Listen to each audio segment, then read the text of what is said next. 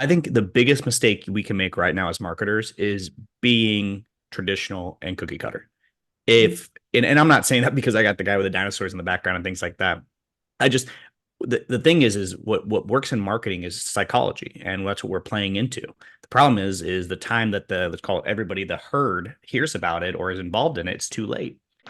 Welcome to the Oxygen Podcast. Over the next 20 minutes, dive into the world of business with tips, tricks, and success stories straight from the trenches. Our guests bring real world advice and tools that serve as their oxygen on their journey. Get ready for a breath of fresh air on this episode of the Oxygen Podcast.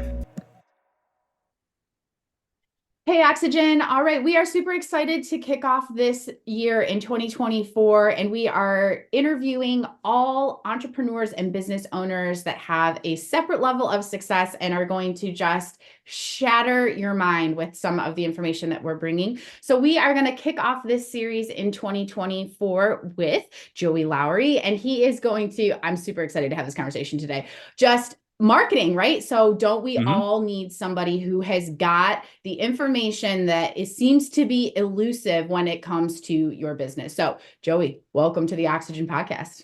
Thank you so much for having me. I'm excited to be here.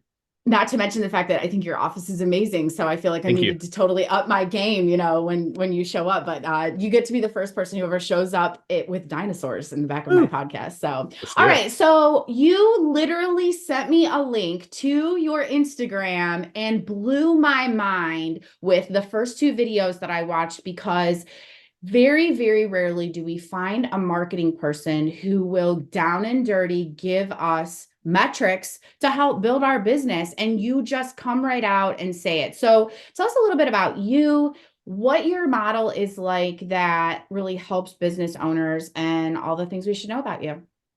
Yeah. So, well, thank you for checking out the Instagram. I appreciate hearing that. Because I think that's one of those big aspects of, what we do as business owners, marketers, just people, is we get in our head about things, especially on our posts. And sometimes, we're always worried, is that a good post or bad post? And we've kind of had the attitude over here of, you know, if it's beneficial, might as well get it out. And so I've tried to be a little bit more like that. Obviously, we can't always show everything, especially when it comes to some of the client stuff, but it's if you can be on my Instagram or anybody else's and you can find benefits of it, that then it's worth posting the videos that we're trying to do. But yeah, so actually I started this marketing journey about 5 years ago. I actually was working for another agency, and they're out in Arizona, and ended up getting fired on the spot after questioning some ethical stuff that we were doing. And I can't say 100% that I was right. I can't say I was wrong, but I was let go on the spot, so there's something there. And I created this company, Media Shark, really just to dive into transparency stuff. I really wanted to have a better understanding of one, what we were doing prior and how to do it more clearly for our businesses and our clients. And that's the one thing I've really noticed with this marketing aspect. It's if you've seen Wolf of Wall Street, it's really that whole situation that's going on right now. And I think a lot of people are, let's call it, thinking they're working with blue chip agencies and finding out that they're penny stock agencies, and even consultants to what you're doing internally, and taking advice from marketing coaches and things like that. So I think it's just one of those things where what we wanted to do was really lay down a foundation of truth, transparency, and a solid work ethic, for our clients. So kind of started on accident, and we've worked with clients now as big as Sprint and things like that. So Yeah, so that in and of itself, I think that when you start laying things down like, hey, don't mind us, we're over here working with massive telecommunications companies mhm. like Sprint, like Boost, like, that is not a joke, and I think that's one of the things that is important to anyone who's growing a business, but especially Mhm. those who are trying to have a 7-figure or 8-figure business. What the heck are you supposed to do when people start slinging words like SEO and backlinking and pay-per-click? And because it's, even in the 5 years that you have been in it, it's changed rapidly. Heaven forbid we introduce this cute little 2 letters called AI. Mhm. Yeah, and that's the half of it. Like that's kind of goes back to that Wolf of Wall Street situation. Is I think as a marketer, business owner, salesperson, you have to be dangerous enough in the kitchen that you can make a meal. You don't necessarily need to be the 5-star Mm. Michelin chef necessarily, but if you're walking in the kitchen, you don't know how to use or cut something up, or how to dice it up, let alone how to cook it somewhat, you can get walked on and walked over so quickly, especially with the AI rollout. Everybody's on this whole, let me just show you the newest, coolest thing. And the problem is we're going, I don't know, I'd say a mile wide and an inch deep versus really doubling down on some of these tools or even aspects of AI, and then going, a mile deep and an inch wide. But Yeah. but like I said, I think your foundation has to be met there is that, hey, I'm going to have a decent understanding and a decent, let's go acknowledgement of what I need to be doing around those certain SEO terms and even going programmatic with ads and things like that. It's just, Yeah. you can get walked on pretty quick, or somebody really fancy with nice language can just start throwing out a bunch of stuff. And then you're like, okay. And next thing you know, you're called highway marketing, just throwing money out the window. So what do you think what do you think is a couple of the important things that a company should be asking of a vendor or of a potential marketing partner like you when they get involved so that they can kind of test their street cred? There's a ton of marketing agencies out there that are Yeah. competing for an organization's business. I'll be transparent. I've got a client right now who really doesn't have a budget and they're out Mhm. there willing to spend money that they don't have, so it's scary to know that people put that much leverage in it, but they don't really even know what to ask. So what do you think people should be asking you when they go to vet somebody like you? Yeah, so I almost want to take a different approach to it as well. It's not the questions of case studies. It's not a question of website. It's not a question of how long you've been in the industry. We're getting tons of clients right now just for the sole purpose of we're not the big boys on the block. And Mm. what we are able to do is that I'm the business owner, and there's a chance that you actually can work directly with me. Whereas, my team and things like that, obviously they're still there, and we, obviously they have their own clients too as well. But it's one of those things where it's like, how close can I get to the owner? That's one of the most important questions that I have when it comes to marketing, because there's so much BS and there's so much stuff that's going on where they're reselling called white labeling. We get white labeled all the time for different clients, and you would never know that we're the ones actually Media Shark running your ads. It might be John Doe, a small consultant in, I don't know, Kansas City, Missouri, who works with just dental companies, and you as the dentist think you're working with somebody who's very unique because he specializes in your market, and really it's getting outsourced to us here in Tampa, Florida. So I would try to figure out, how quickly and how fast, let's say it, I can get to the owner. But one of those other really important questions is, you've got to figure out how many clients they have. There's a bandwidth that every agency has, and there's also a bandwidth on how much really, let's say, specialty and expertise they can put on a campaign. And so if you really think you're going to walk in with, and again, sometimes as marketing and business people, we don't think about it like this, but hey, this 5,000 may be $5,000 coming off somebody's plate for dinner if we don't make this happen, or some kids' Christmas gifts that aren't going to be necessarily bought this year. So having an understanding of exactly what this agency can actually do with the money and how much, let's call it specialty time they're actually going to put towards your budget is key. So anytime you're looking at anything, that if someone says, hey, I worked with Sprint, there's a very good chance that they could be a very large agency or they're very niche. And then if they are dealing with a client like Sprint, if you're even spending, let's say, under $50,000 a month, could you even have time to even talk to the owner, in that situation? And then I think lastly, the major part is, instead of going in and asking, I'm running Facebook ads, or I'm doing display ads, or I'm doing SEO, what can you guys beat prices? What's your strategy for my business in the next 3 to 6 months? So don't talk price. I think that's one of the biggest mistakes that you can make as a, I was called marketing business owner, is just for the sole purpose of, we're all using the same tools. So you go to Home Depot, you go to Lowe's, or you go buy the custom shovel. Sure, there's different range of prices, but you really need to figure out how much of an expert, let's say that agency or that marketing company is when it comes to utilizing these tools. So really jumping into, how close you get to the owner, how much work can they really take on, and I'd almost try to figure out like the bad questions of saying, like, almost like you want to push them away because they, you want them to fight for your business. And lastly, really understand, what's their long term plan, from a standpoint of working with you guys, or is it just, hey, we're going to try to go dollar for dollar. And I guarantee if you do that, you might as well just, go to the dollar store and then go to Walmart and see which product's better. You're just going to be bouncing back and forth.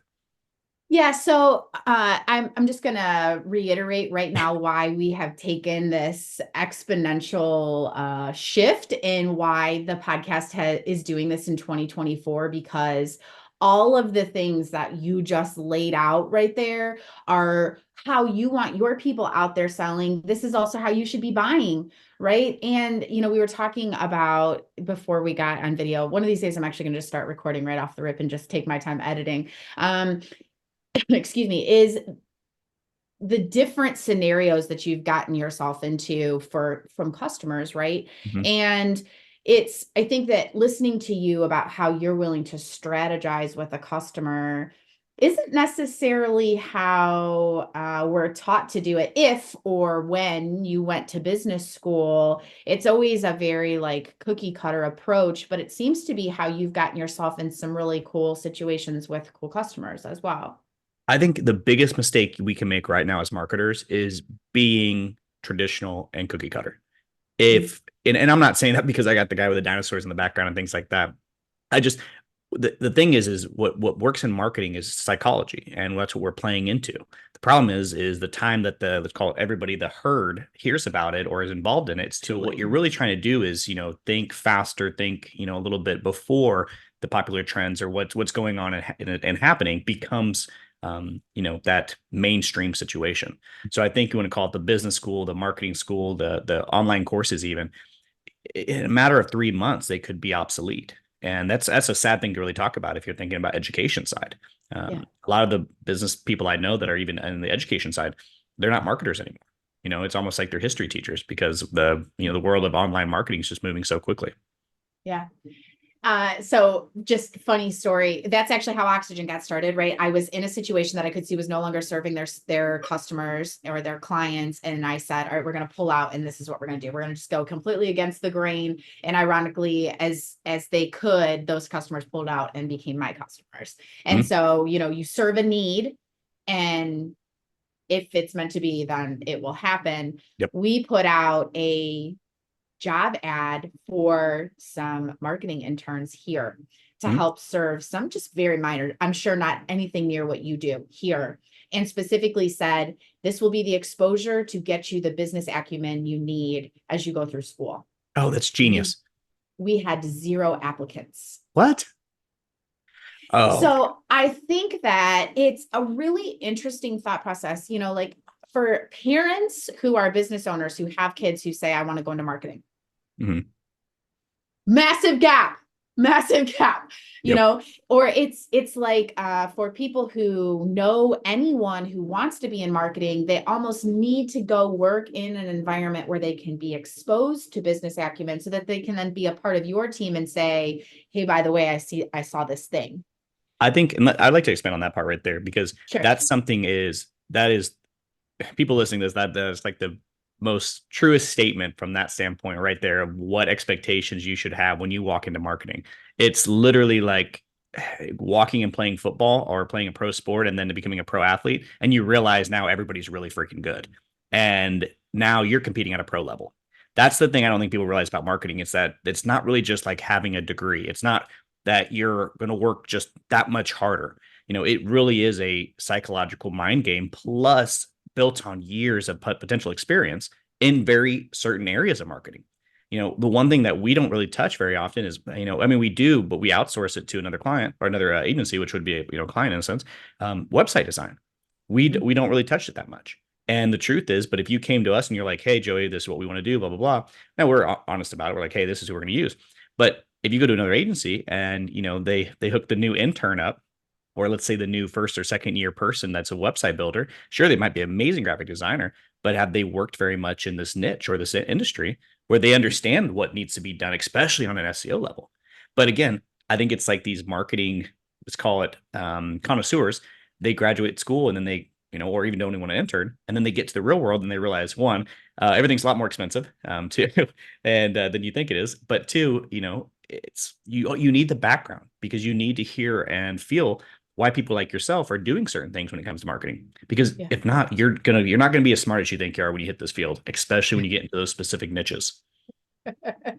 Yeah, I think it speaks to vendors like you or like me who have a wide breadth of a portfolio. And I think, when I asked you earlier about what questions you can ask, Mhm. is it advantageous for you to stay within a niche, or is it advantageous for you to have a wide breadth, because that breadth almost exposes you to multiple experiences that maybe can be cutting edge in your industry in the future. Mhm. It's almost in like an early adopter type concept, because it's happening in another industry and hasn't affected your industry yet, you know. Mhm. Well, and I think that's hard a question too, Yeah. because like I said, when we worked with Sprint worked with us for a certain reason. It's because we're really good at running ads. If you want to run a very highly targeted ad campaign, utilizing way outside of Facebook, but we're talking about going into multiple different DSPs and ad exchanges and things like that. We're very tied into that. And so for us, when I say, oh yeah, we worked with Sprint, I don't want it to be confused, which it does come off like that. It's like, man, you must have been handling all of these things. It's like, no, they came for us for a very specific reason, and it was actually a outsourced situation from another agency. And so now we eventually did work hand in hand with them, but in the first, really month, the agency wanted to be very careful that was referring us to make sure that we were on top of our game. But I think one of the biggest mistakes that I think that everybody makes when it comes to, let's say, and I think business owners can apply the same concept to themselves as well. When you build your website, you should build it niche down. But when you say you do your business, you should be able to technically, handle multiple different types of industries across the board, which in my opinion would be build multiple websites that look like you're it's called the expert in dental, the expert in chiropractic, the expert in coaching, expert in telecommunications, but it's all under your bridge. Now, just for the sole purpose of for a sales situation, people close a lot faster when they don't have to ask the question, do you work with businesses like us? You'll also find those websites rank a lot faster as well. And that's a good advice, even going for people that have, a business that potentially does a lot of different things. Sometimes it's okay to break off your website into smaller ones that are way more niche down.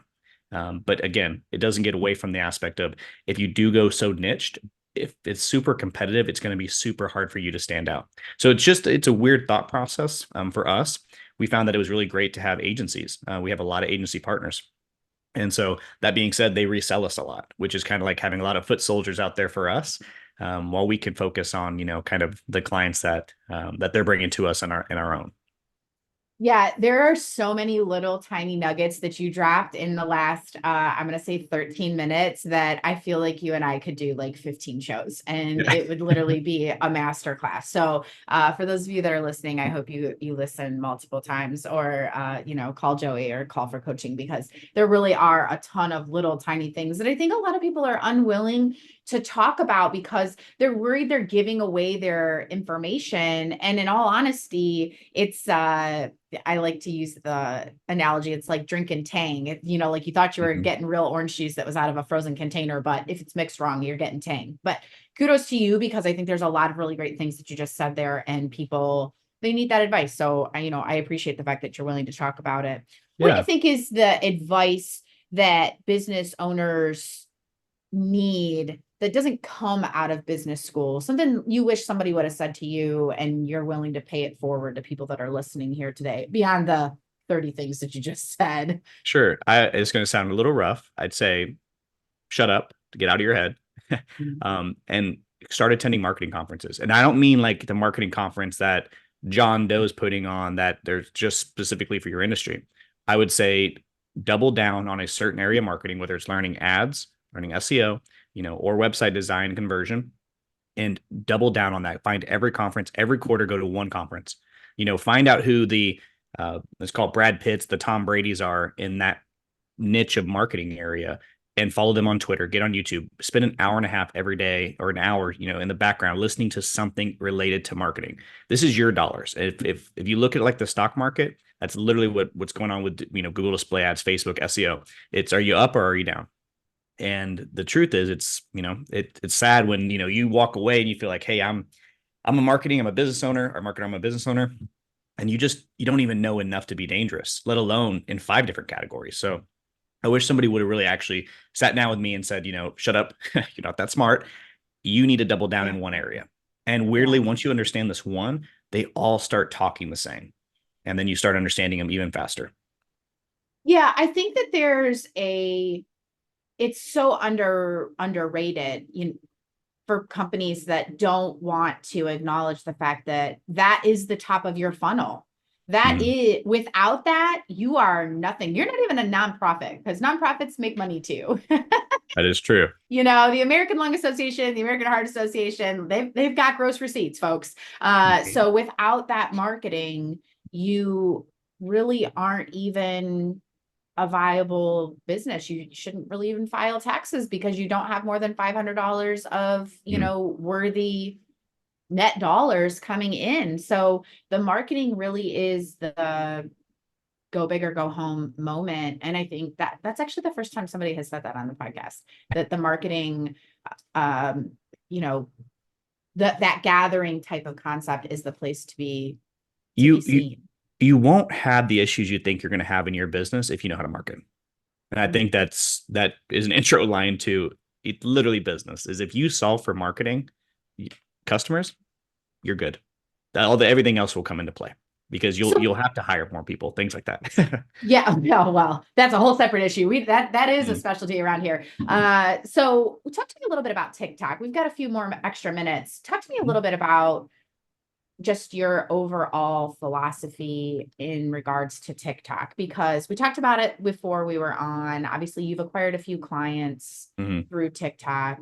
Yeah. What does that look like for So you? I think there's two options here in this area. We can get into kind of one of the clients we're working with. That's a little bit more on the interesting side, I'd call it. But also, I think there's a massive opportunity right now on TikTok where you can find products that are going viral or popular, throw up a quick landing page, a website, find an AI content writer like Copymatic, which is what I like to use, ChatGPT if you want to, and start putting out content and then just resell a product that's popular on TikTok right now. Um, so TikTok right now is, in my opinion, is a great opportunity to be leveraged if you don't look at it like it's a place to watch funny videos or things like that. So right now, there's a lot of cool opportunity if you start looking at it the right way.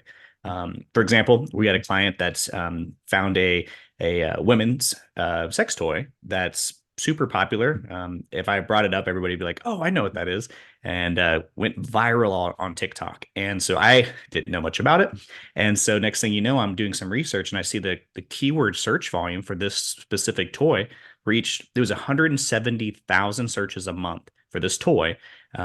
And the keyword difficulty, which just so you know, usually ranges from 0 to 100, and anything over 20 is really pretty hard to go after. It's going to take some time. This was sitting at a 0. And I even sent it to an SEO buddy that I trust with all my heart. And I'm like, am I looking at this or is our system glitching? And he's like, dude, I think we found the gold mine of organic search volume with the keyword difficulty. And so what we did was we paired up AI writing tools with it, started putting out 5 blog articles a day using AI. And now we do edit it. We add some videos on YouTube or TikTok to reference it, obviously making sure we stay appropriate for the audience. But it's killing it now. I mean, we went from 0 traffic to over 1,000 people roughly every couple of days now. And so, that was a matter of 90 days. And now the product, I mean, they do very well anyway, but it was just something they found on TikTok. I didn't even look at TikTok like this until then. And so they found a trending product. And then basically, since nobody else was putting out articles around this toy, Google's a crawler at first. It doesn't know what a pumpkin pie tastes like. So it looks Yep. at, whatever X layout they want. And next thing you know, it took off for them. So yeah, it was really cool. So do you think that it TikTok is a advantageous spot for both B2C and B2B, or predominantly in the B2C space? I think TikTok is unknown of what it can be right now. I think Mm. you are smart to look at it like both, in my opinion. I've had a couple videos hit. I had one video hit 4 million views on a how I rented a yacht for free, which was not necessarily what I was trying to do. I was really testing an algorithm theory for Yep. myself personally. And then I've actually had somebody reach out for very specific programmatic advertising little tick skit I did that I just wanted another video up on there. So again, that was so different because that's the B2C is the engagement, the 4 million that took off. Yet there was no real benefit for me other than like going to call it the cloud of having that views. Yeah. But also on the reverse side, I had somebody with a video that had maybe 500 views reach out and inquire about working with us. So I think it's one of those things. If you don't plant the seeds, you can't Yeah. sit there and blame somebody else who's got a farm. Yeah, that's crazy to me. I mean, I also just think that your street cred is amazing here, and it goes beyond the branding of the organizations that you've worked for. Obviously, you've got almost 90,000 followers on Instagram. You're sitting at just over 2,000 subscribers on YouTube. Like, this is not just about TikTok. You clearly have got, some street cred across the industry as a whole. And Well, if I I could, just I want go to say ahead. one thing real quick on that. Yeah, That's the power of what online media is, and I think we're dumb. And I'm saying this to myself even. We're dumb if we don't realize that there is somebody out there that wants your product, your advice, your knowledge, your expertise, and you are doing a disservice if you're not putting something out there. No matter how bad the quality of video, audio, the sound is, the video that got me the 2,000 subscribers, there's only like 6 or 7. I shot 3 to 4 years ago, and I just have them sitting there. It's been slowly getting views over time. I even had somebody from HGTV reach out from a video I shot 3 years ago, and I haven't really updated it. So it's just like the compounding interest or that can our compounding potential. It's just there, and I think that's where every business marketer person just start doing it. And I think you'd be so shocked at what you could see in a year, or even in 3 months. So is the message, do you think, creating your content? Because that is a very, I think that that's solid, like having your content, putting it out there, being vulnerable. We do a lot of that 29-day challenge, show Mhm. your face, all of that. But for people who have that content sitting there, do you think it is valuable for them to just leave it there in its, disastrous quality? Or is it about improving their SEO on those units, Oh yeah, improving their 100%. hashtags, like, or just let it sit there and just be bad? No, no, God, no, no, no. I want to make sure. Well, and let's say this. Let's say we're talking about two different people there. I think we're talking about a person who cares and a person who doesn't. Like the person who doesn't care just heard this podcast and is like, all right, I'm going to post. Sure, they're going to get more views than they'd ever would have if they didn't post. I am not advocating that you just leave it alone. Um, if you notice some of my videos, if you watch them, there's a brick wall in the background, and the brick wall doesn't line up because I was rushing to put this fake brick wall Amazon sticker on the back of the wall. I I love didn't this. care at the point at that time. I had a whiteboard and I was just trying. But obviously, as time's gone on in the last 4 years, I now have a very different setup with lighting and I have a professional camera with my Yeti mic and things like that. But the truth goes back to what I said earlier was if if that's what you want to learn, that not necessarily the videography and the settings and the subtitles, outsource that. In my personal opinion, find a coach, find a team that can handle that for you. Or in my opinion, find just a mentor that's done it, or ask somebody else and be like, hey, who'd you use? I want to use that. Yeah. But the whole point, I guess, I'm trying to get at with that is, if video content, that's where you go to those seminars. Learn why are we doing some long? Why are we doing some short? Why do we have some that trended, and why do we post some at 9 p.m. and why do we post some at 3:30 in the morning when we wake up? Like, if we want to learn that. But yeah, do not like just set it and forget it, because sure, in 4 years you might get one call. Yeah. Yeah, that's not that. We definitely don't want to waste our time either. Amen. Amen to that so much. Okay, so I want to give you a chance to talk about something that's very passionate to you. When we originally started talking, it was you dropped it as a interesting fact, but I think that it's more than just an interesting fact for you. So you're very passionate about something called the Innocence Project. So give us a little bit of information about this and why this is passionate for you. Yeah. So one, it's an amazing organization. I think every business and, I just think every person should have an organization they're attached to. And Yeah. whether it's just sharing their information for more people or being involved with your time or money, I feel like if you don't donate at least some time or some money, you really don't care that much about it. So just my little opinion there. But yes. Amen. So my dad actually served 10 years in prison for a crime he didn't commit.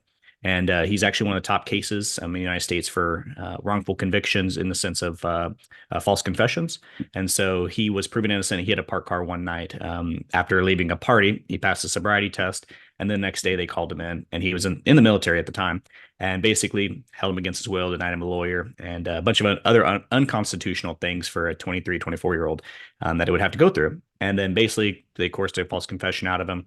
And then he ended up getting sentenced after a second jury to basically 11 to life. And then year 10, he ended up getting out. Just to keep the summary short, basically Johnny Cochran, Barry Scheck ended up taking on his case in early 2000, finally settled in 2010, with the proven innocent with the lawsuit and all this stuff. But he's actually in a band. I don't think I mentioned this. He's in a band, all exoneree guys, and Oh the my five gosh. of them all equal over 100 years in prison. And so they Whoa. tour and stuff like that. So yeah, I get to meet. I say this. I get to meet so many crazy, amazing people in the business world, but man, none of them touch any of these guys. And so, you meet some of the most grateful, most humble, and really most unique characters that you couldn't do anything to piss them off because after serving any of these time in prison, they're just happy to see sunrises and be able to hang out with their family. So Yeah. um, very big, let's say, encourager, or let's say cheerleader for the Innocence Project. Yeah, for sure. We'll leave some links in the notes of the podcast here. So if anybody's interested in checking that out, and that's I when you said it, I was like, that's pretty interesting. I think that that's amazing. But then to hear someone else, we spent the weekend doing Reads Across America. We're very Yeah. veteran forward here, and I think I agree with you. There's a moment in your success as an entrepreneur where you decide that giving forward and going back to a point of humbleness is where you will become more thankful for your journey. And obviously it's your dad is experiencing it on a whole nother level, which is unparalleled. But I think also as an entrepreneur, you have to have that thing that reminds you that your bad day wasn't that freaking bad. Mhm. So I think that that's amazing. So Yeah, I think yeah. every business owner should partner with some organization, and whether it's time or something, just I just think it just makes you so much more appreciative of just what goes on around you because you just see Yeah. someone else struggling, and then you're like, man, okay, we landed a client this month or this week, or we had X amount of sales. It could be a lot worse, Yeah. and I don't mean that in a way to like use it as a pull against your heart as to build yourself up, but you're always happiest when you're giving. And I think, you get blessed back when you give. And that's kind of definitely something I've been learning over the years of owning a business. Yeah, for sure. For sure. I completely agree. This was I think that this is I'm not really even sure I have words for this podcast. I am very thankful that you did this and we connected. There was a purpose behind it and I really appreciate it. Tell everybody where they can find you and how they can connect with you, and we'll make sure it's in the show notes as well. Yeah, awesome. Of course, you can always hit us up on our website. It's just gomediashark.com. If you want to, I spend a lot of time on Instagram. So if you have a question about business or just something like that, even if it's just, hey, do you have a resource that you'd recommend for X? Yeah, hit me up. I'm that marketing guy on Instagram. But yeah, I really appreciate it. I really enjoyed the conversation today. So you know. Awesome. Well, we finish every episode and I ask you, as an entrepreneur, what do you think you need next? We find a lot of entrepreneurs find a hard time knowing and then naming what it is that they need next. So, what is it? What is it that you think you need next? I would say, oh man. I would say the easy one for myself right now is just better scheduling tools. I wish I could Mm. have everything built in one system. So Yeah, that's something I I'm think looking into. we all think our challenges are unique to us, and it's not, right? How many people have that one? And that is not an uncommon ask, right? Mm-mm. Wouldn't it be so much better if we could just schedule it easier? Well, Joey, thank you so much. We tell everybody we hope you take just a little bit of time to breathe life in, and welcome to 2024.